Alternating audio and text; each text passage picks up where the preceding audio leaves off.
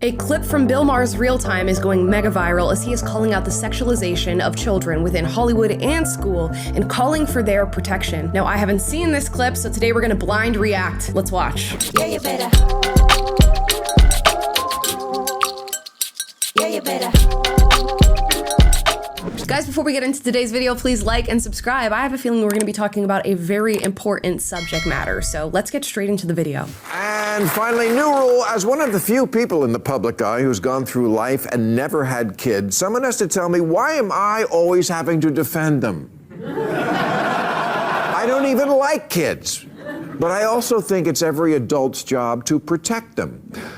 Have you all been watching the Max documentary called Quiet on Set, The Dark Side of Kids TV? OMG. Nickelodeon, it wasn't a studio, it was Neverland Ranch with craft services.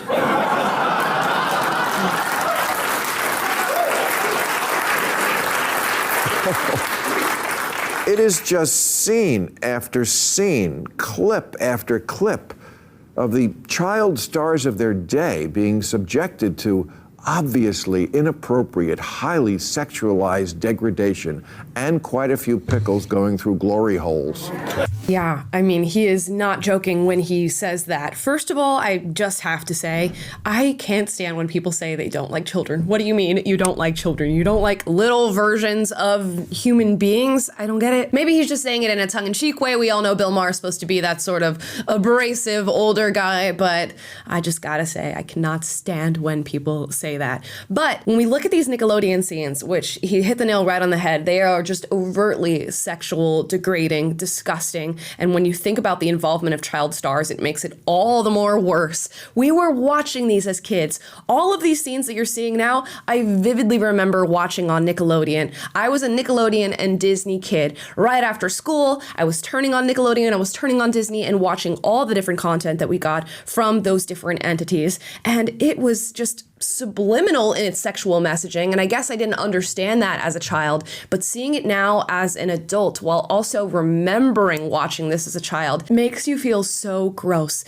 And I can't imagine how much worse it is for the child stars who were actually involved in the filming of these scenes. That's gotta be a trauma that I wouldn't wish on anyone. So I don't know if this documentary is the talk of your town, but it is out here because it didn't just expose a dangerous workplace, it also exposed hypocrisy. Because it must be pointed out that when the evil governor of Florida was saying the exact same thing about kids and creepy stuff at Disney that liberals now find intolerable at Nickelodeon, he was dismissed as a hick and a bigot. But why would a kids' content factory like Disney be all that different than the one at Nickelodeon? A 2014 CNN report discovered that at least 35 Disney employees had been arrested for sex crimes against children, and in 2021, Disney child star Allison Stoner confessed she only narrowly survived the toddler to train wreck pipeline. And I'll pause there. Allison Stoner has an amazing series where she details the toddler to train wreck pipeline and talks about this idea of how child stars are set up for failure in adulthood just based on what they experience as child stars.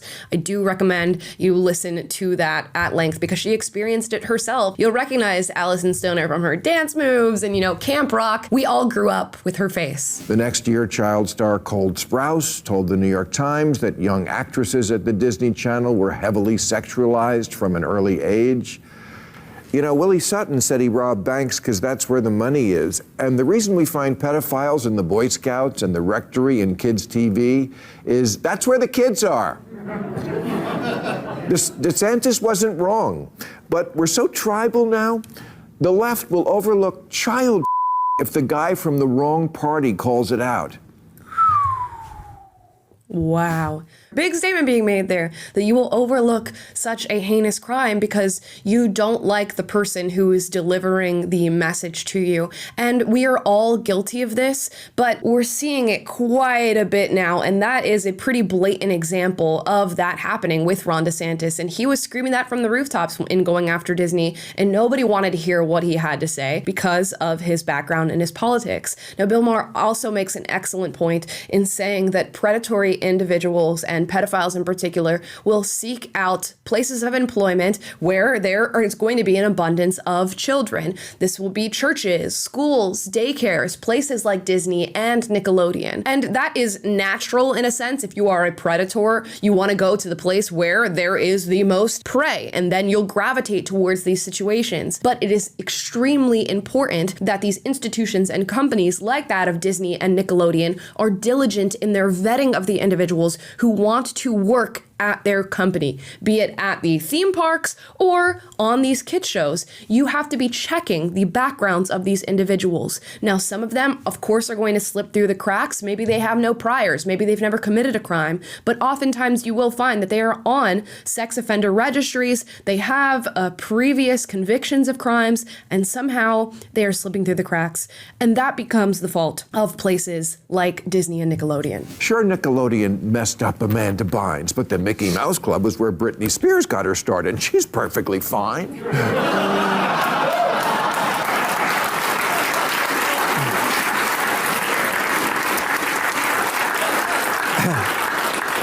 And get this, after Brian Peck, who was one of the lead creeps at Nickelodeon, served 16 months in prison for the molesting he did there, Disney hired him, naturally to work on a children's series. Oh, for pedophiles in Hollywood, it's a small world after all.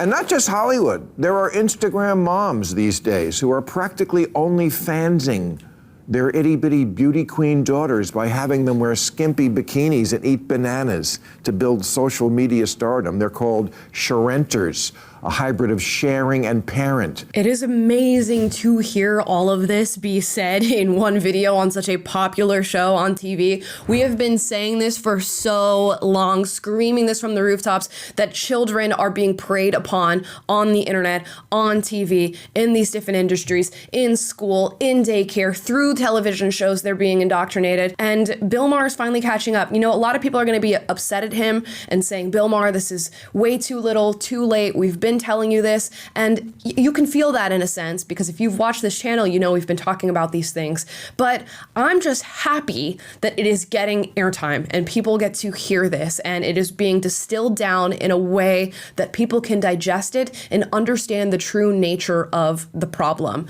I will take a W where the W lies, and this is one of them. I call them pimps, a hybrid of pimp and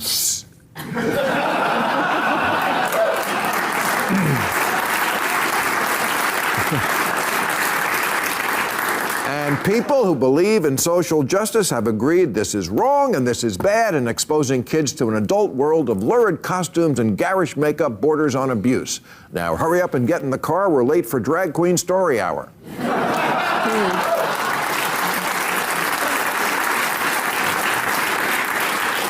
Not that there's anything wrong with being a drag queen, but maybe it's time to admit that sometimes Drag Queen Story Hour is more for the queen than the kids. Sure, kids love a clown, but does the clown have to have tits?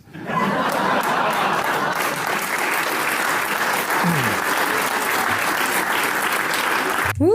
He could not have said some of these things even, 6 months to a year ago. But suddenly it's acceptable to say these things, and now it's being said publicly. Very interesting, because if you had said a little while ago that you did not support kids being at drag shows and that drag shows are in fact most typically for adults, you would have been canceled. People were coming after you saying, how dare you, you must be homophobic, you must hate gay people, you must hate LGBTQ people.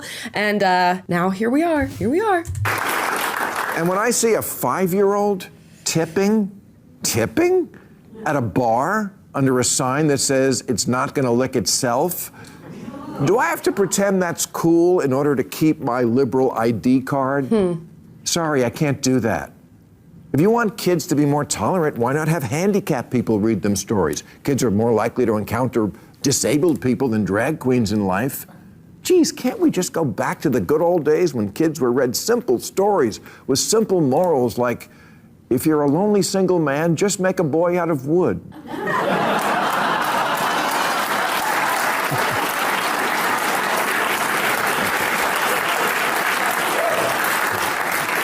I've said it before, wokeness is not an extension of liberalism anymore. It's more often taking something so far that it becomes the opposite. Teaching kids not to hate or judge those who are different, great. Proud we got there, all for that. But at a certain point, inclusion becomes promotion. And contrary to current progressive dogma, children aren't miniature adults wise beyond their years, they're morons.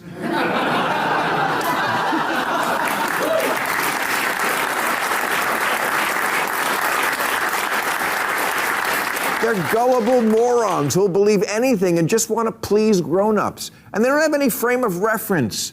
So they normalize whatever's happening. That's why endlessly talking about gender to 6-year-olds isn't just inappropriate. It's what the law would call entrapment. He's making a great point there.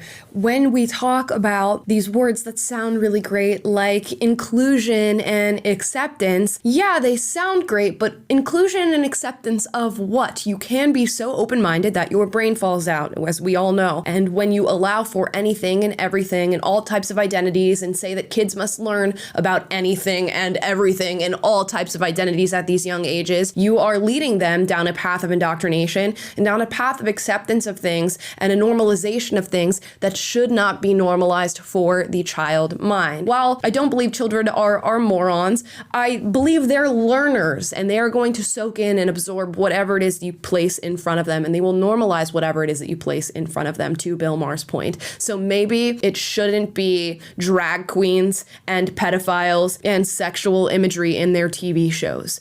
Maybe. Just maybe. Which means enticing people into doing something they wouldn't ordinarily do. For example, after 9/11, there were several cases of overzealous federal agents leading sad losers into terrorist plots, like the undercover FBI agent who got 7 out-of-work dudes in Liberty City, Florida, to sign on to a plot to bomb the Sears Tower in Chicago. Oh, please, these guys didn't even have a gun. But when someone said, wouldn't it be cool if we taught the man a lesson and blew something up? They said, yeah, that would be kind of cool.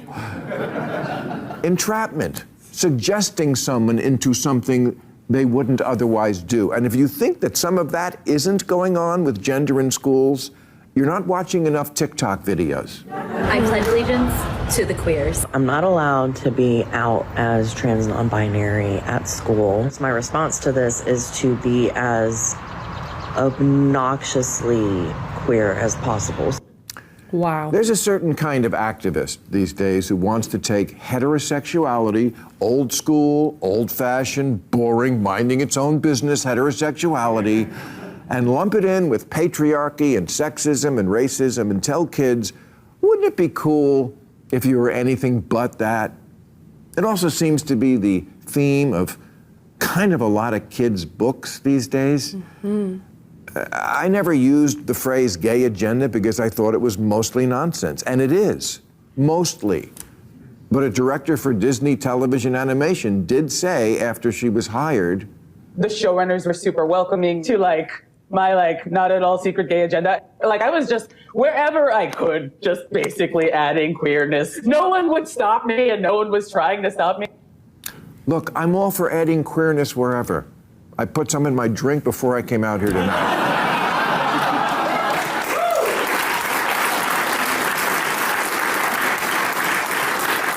But maybe we should think about giving kids a break from our culture wars for a minute, or at least until the election is over.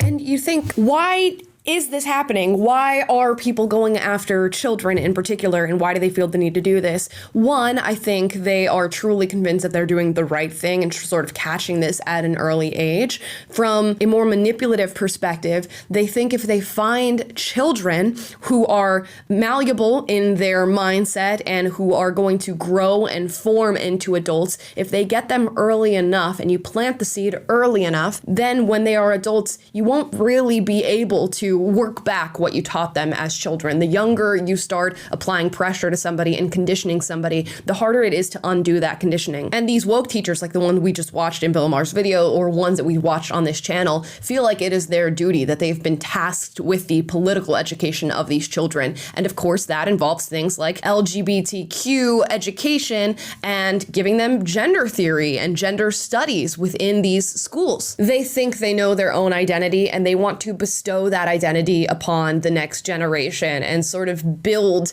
a society of acceptance through indoctrination. And that's exactly what it is, indoctrination. Now, Bill Maher unpacked a lot throughout this video. He spoke about Disney and Nickelodeon and predators and teachers within school who are coming after your children. The way that behind the scenes, indoctrination is taking place and people are really setting together the building blocks to bring about a next generation that has this agenda sort of injected into it. As I said before, I'm glad that he's talking about these issues. I know we've been screaming this for a very long time, but you know what? We will add new people to the camp and to the boat as they arrive and as they realize these things. And I'm glad he's using his platform to elevate this message and to share it with others. If there's anything I feel like he may have missed, it's the accountability that needs to be taken on behalf of parents. When we're looking at the child stars and the kids who are in these industries like Disney and Nickelodeon, when we're looking at what kids are being taught in school and the indoctrination that they're receiving there, when we're talking about the different agendas that your kid can be privy to, if you're not watching over them, it is about watching over them. It is about being diligent in knowing the different influences that are entering your kids' lives and what they are leaving behind when they do. Parents really are the gatekeepers to their children's minds. And if you keep an eye on the things that are coming in and out and what your child is being exposed to, it makes it a little easier to sort of deal with the circumstances that we are currently finding ourselves in. And that doesn't mean that we don't call out the Disneys and the Nickelodeons and the teachers and the curriculums and all these different things that are sort of stacking against us in our current day and age. It just means that parents are the final say. And when the world is going crazy around you, you are the one who has to stand in front of your child and protect them. If there's anything that I can say that I like about this subject matter, even though it is very dark and heinous, some of the things that we're talking about, I feel like most of us can agree that children need to be protected and that this is a problem. And if we can unify behind those feelings and start turning those feelings into action,